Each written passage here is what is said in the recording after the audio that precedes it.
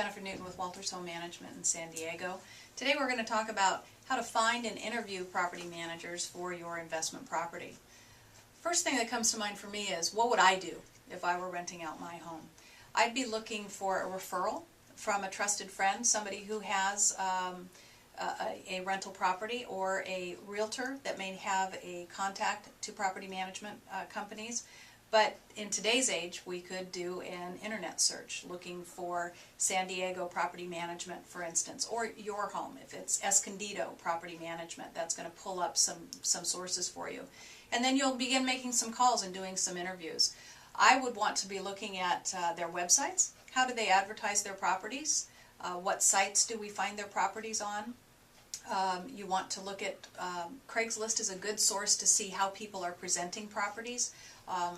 When you search for a property in your home's area, do a lot of ads pop up for a particular company? Those are some important things to consider. Most importantly, do they manage properties in your area? You want to make sure that they have expertise in the area where your home is located. Angie, you talk to a lot of our prospective owners and clients. What are some of the questions that you encourage them to ask?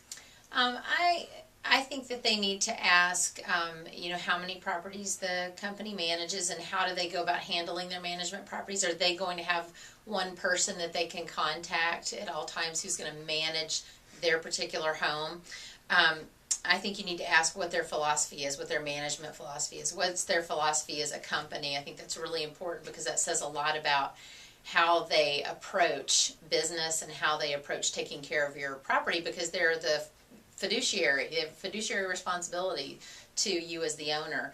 I would also encourage people, because I talk to a lot of people who are, the first thing they ask is about price. And certainly price is very important. You want to find out what you're going to get for that price and what the other fees are.